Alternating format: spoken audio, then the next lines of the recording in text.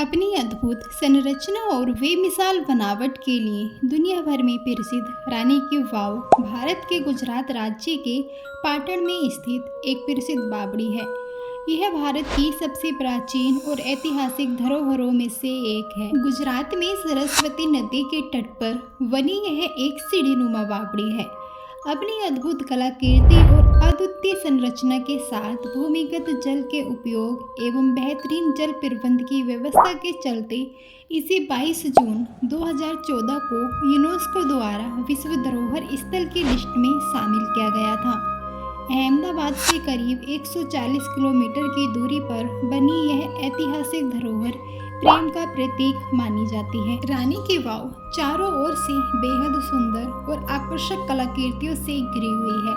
इस विशाल ऐतिहासिक संरचना के अंदर 800 से भी ज़्यादा मूर्तियां मौजूद हैं, जिन्हें बहुत ही शानदार तरीके से उकेरा गया है। इस ऐतिहासिक बावड़ी को साल 2018 में RBI द्वारा जारी 100 रुपये के नोट पर भी प्रिंट किया गया है। तो दोस्तों आइए जानते हैं इस बावड़ी के इतिहास और उससे जुड़ी प्रमुख विशेषताओं के बारे में। रानी की बावड़ी का इतिहास। अपनी अद्भुत वास्तुकला के लिए दुनिया भर में प्रसिद्ध रानी की वाव गुजरात के पाटन शहर में स्थित है। पाटन को पहले अनहीलपुर के नाम से जाना जाता था, जो पहले गुजरात की राजधानी थी। इस भव्य और विशाल बावड़ी का निर्माण सोलंकी वंश के शासक भीमदेव की पत्नी रानी उदयमती ने 1063 ईस्वी में अपने स्वर्गवासी पति की स्मृति में इस 7 मंजिला बावड़ी का निर्माण किया था। रानी उदयमती जूनागढ़ के चौड़ासमा शासक राखेंगार की पुत्री थी और राजा भीमदेव गुजरात के सोलंकी राजवंश के संस्थापक थे।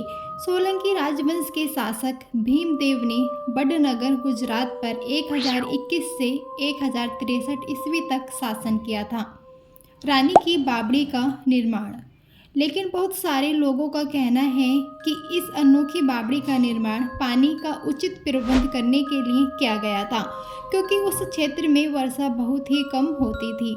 लेकिन कुछ लोक कथाओं के अनुसार रानी उदयमती ने जरूरतमंदों को पानी प्रदान कर पुण्य कमाने के लिए 7 मंजिला बावड़ी का निर्माण करवाया था।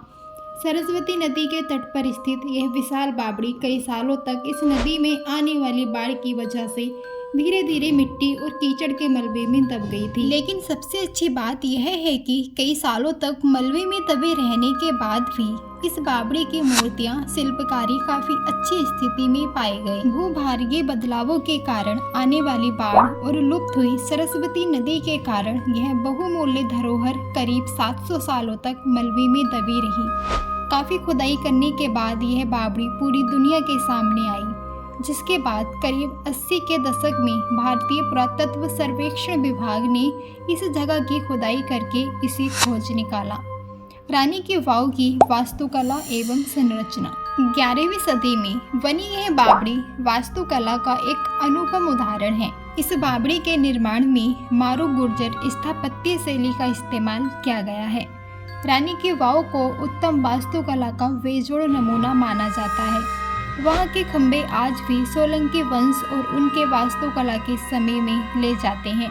बावड़ी के दीवारों और स्तंभों पर अधिकांश मूर्तिकला तथा नक्काशी में राम, वामन, कल्की जैसे विष्णु के अवतार, महिषासुरमर्दिनी जैसे अवतारों के विभिन्न रूपों को उकेरा गया है। 7 मंजिला इस भव्य बावड़ी की पूरी संरचना भूमिगत है।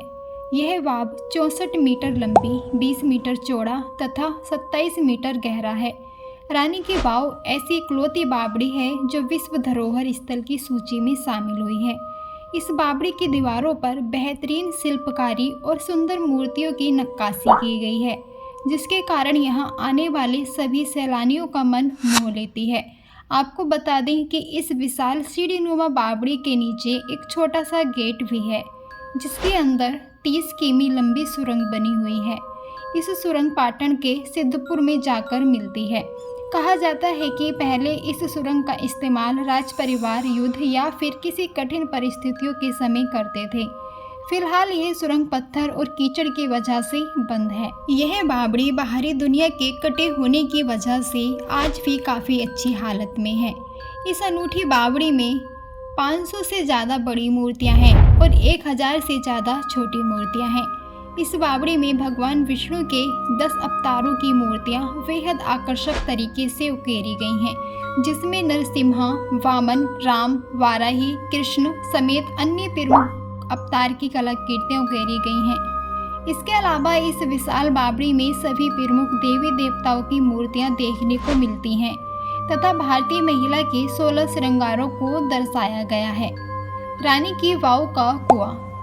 रानी की वाव के सबसे अंतिम स्तर पर जाने पर आपको एक गहरा कुआं दिखाई देगा।